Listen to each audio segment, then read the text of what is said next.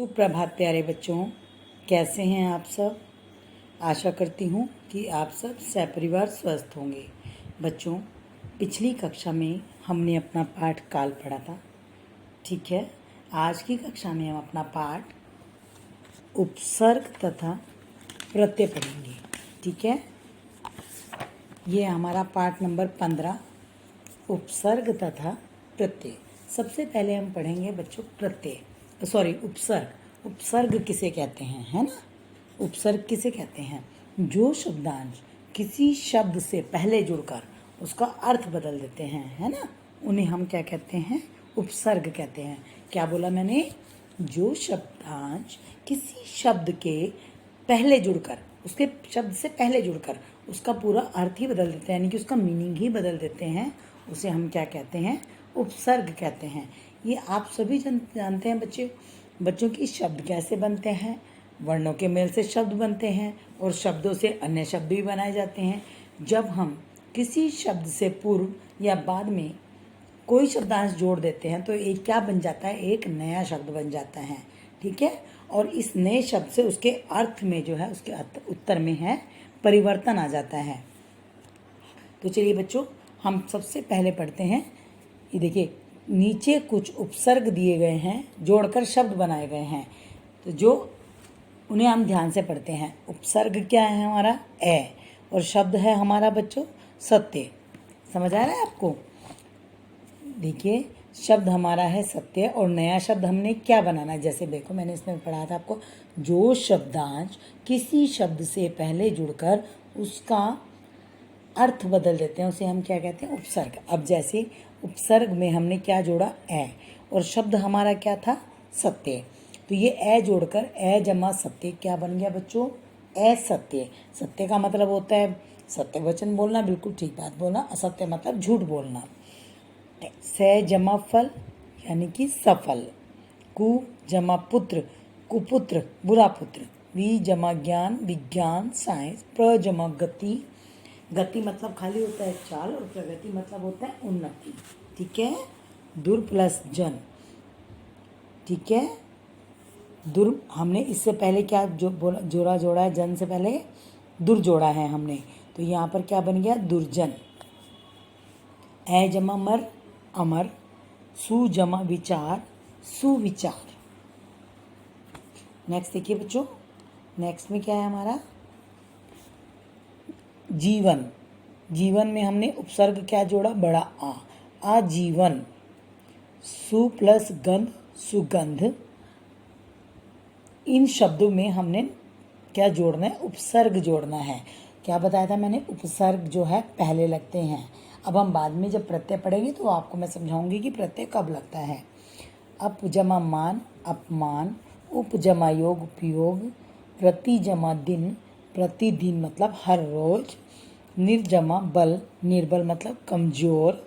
स जमा जीव, सजीव मतलब जीवित। ना जमा समझ, ना समझ यानी कि मूर्ख, ठीक है बच्चों।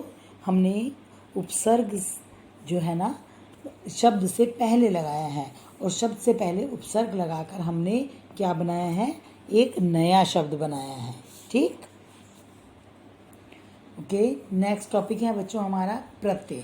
बच्चों, प्रत्यय किसे कहते हैं? जैसे हमने उपसर्ग पढ़ा कि उपसर्ग तो पहले लगते हैं, हाँ, उसी प्रकार प्रत्यय जो है बाद में जुड़ते हैं, शब्द के बाद जुड़ते हैं। वो उपसर्ग शब्द से पहले जुड़ते हैं।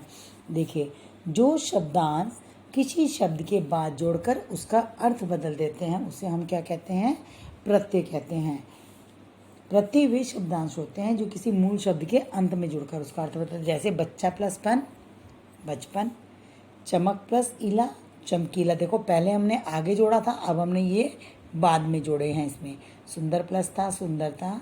समझ प्लस दार, समझदार। रंग प्लस ईन, रंगीन। सप्ताह प्लस एक, साप्ताहिक।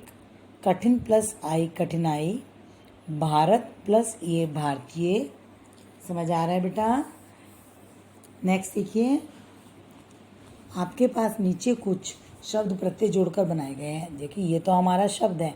अब प्रत्यय मैंने बताया था बाद में लगता है, तो हम शब्द क्या बाद में जोड़ेंगे प्रत्यय, पहले हम अपना शब्द लिख देंगे। सपोज करो हमने एक शब्द लिखा अपना, यहाँ पर जैसे लिखा हुआ है सफल।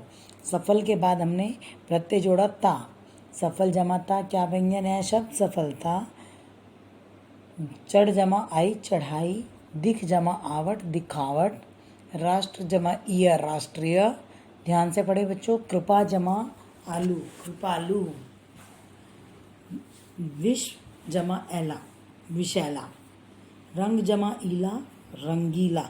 अब ये देखिए यहाँ पर आई की मात्रा इसलिए है यहाँ पर क्योंकि बड़ी ए लगी है। ए से एडी, आई से ऐनक वाला ए है, तो ये अपने एक सिंगल मात्रा ये इसकी हो गई, एक ये अपने आप में डबल ए की मात्रा बन गई है ना, यानी कि आई की मात्रा बन गई। इसी प्रकार ये है बड़ी ई, तो यहाँ पर मात्रा लगी बड़ी ई। मोर प्लस नी मोरनी। रंग प्लस ईन रंगीन। आगे देखिए बच्चों। सुख प्लस आ सूखा। उड़ प्लस आन उड़ान। घबरा प्लस आहट घबराहट। स्वदेश प्लस इस स्वदेशी। सब्जी जमा वाला सब्जी वाला। गाड़ी जमा वान गाड़ीवान। दूध जमा वाला दूध वाला। ध्यान जमा पूर्वक ध्यान पूर्वक। कथा जमा कार कथाकार। ठीक है, समझ आ गया बेटा आपको। चलिए देखिए आपके सामने ऊपर एक एग्जाम्पल भी लिखा हुआ है, जैसे दुकानदार है ये। दुकान जमादार तो क्या बन गया दुकानदार। मोटा जमा पा मोटापा। अब हम एक बार इनके क्वेश्चंस पे नज़र मार लेते हैं, जो हमने 2 क्वेश्चन पढ़े हैं। उपसर्ग तथा प्रत्यय। जो शब्दांश शब्द से पूर्व जुड़कर उनका अर्थ बदल देते हैं बेटा, उन्हें तो हम उपसर्ग कहते हैं। और जो शब्दांश शब्द के बाद लगकर उनका अर्थ बदल देते हैं, उन्हें हम प्रत्यय कहते हैं। क्लियर? आई होप आपको ये समझ में आ गया होगा पार्ट। फिर भी किसी प्रकार का अगर आपको कन्फ्यूज़न है बच्चों, तो आप अपनी जूम कक्षा में मुझसे कंफर्म कर सकते हो। धन्यवाद। आपका दिन शुभ रहे, आप स्वस्थ रहें। मिलती हैं अपनी अगली कक्षा में उपसर्ग तथा प्रत्यय के अभ्यास कार्य के साथ।